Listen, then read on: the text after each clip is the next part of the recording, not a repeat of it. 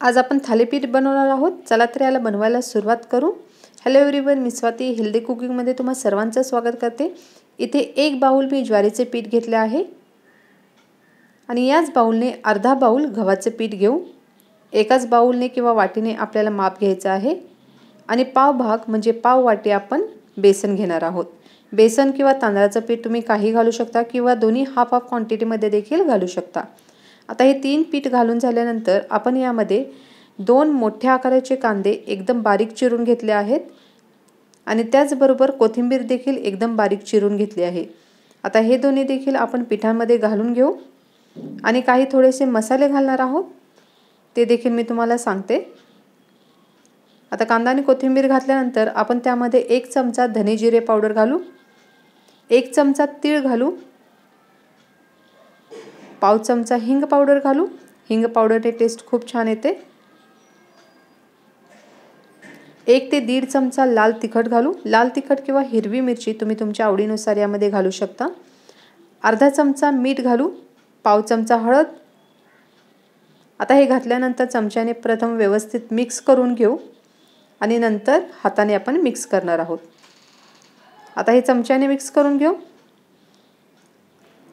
आता हाताने मिक्स करणार आहोत आणि त्यामध्ये पाणी घालून याची छान अशी कणिक मळून घेणार आहोत। हळूहळू पाणी घालत मिक्स करायचं आहे। आता थोडं पाणी घालत याची पीठ मळून घ्यायची आहे आपल्याला आणि अशा प्रकारे पीठ मळून रेडी झाले। दाबून अशा प्रकारे प्रेस करून आपण थालीपीठची कणिक मळून घेणार आहोत, त्यामुळे थालीपीठ देखील खूप छान होतात। आता पीठ मळून रेडी झाले आहे। आपण यावर थोडेसे तेल घालू म्हणजे हे हाताला चिकटणार नाहीत। आणखी एकदा प्रेस करून मळून घेऊ आणि अशा प्रकारे आपली थालीपीठची कणिक मळून रेडी झाली आहे। आता याचे आपण गोळे बनवून घेऊ। आपल्याला पाहिजे तेवढ्या साइज मध्ये आपण गोळे बनवू, म्हणजे एका चपातीला लागतात इतके गोळे आपण बनवणार आहोत आणि अशाच प्रकारे सर्व गोळे आपण बनवून घेऊ, म्हणजे जेव्हा आपण थालीपीठ करू तेव्हा पटापट आपल्याला ते करता येतील। आता या सर्व कणकेचे मी गोळे बनवून घेते आणि अशा प्रकारे आपले सर्व कणकेचे गोळे बनवून रेडी झाले आहेत।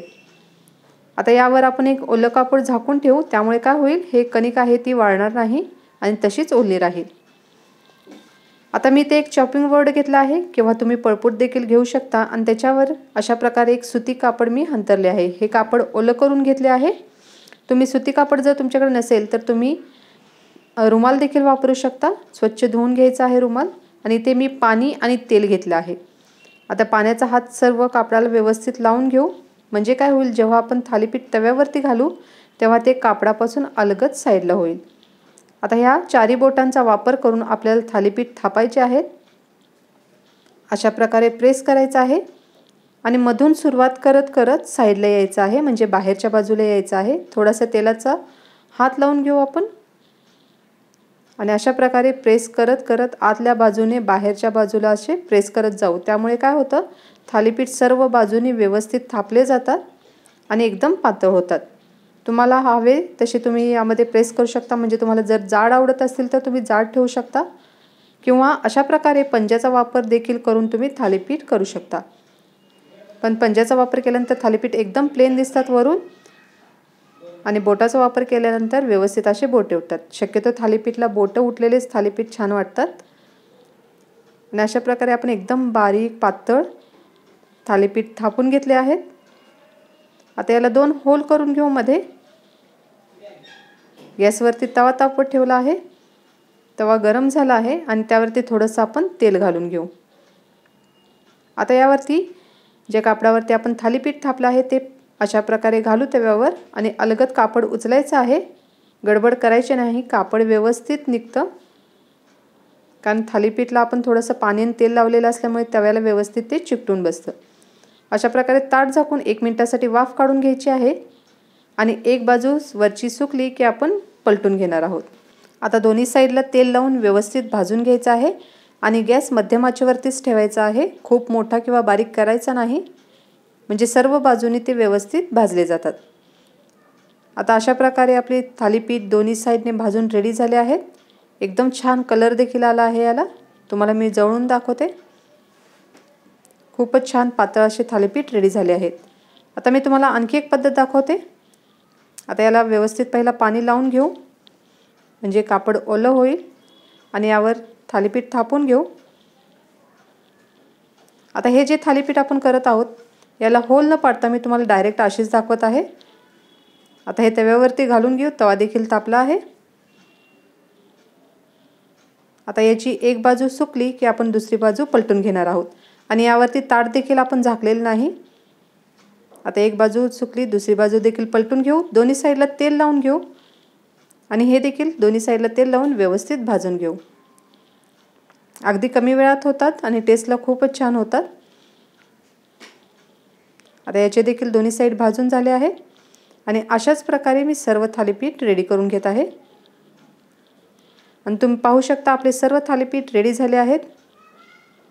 एकदम छान पातळ आणि कुरकुरीत, टेस्टला खूपच छान लागतात असे थालीपीठ आपले रेडी झाले आहेत।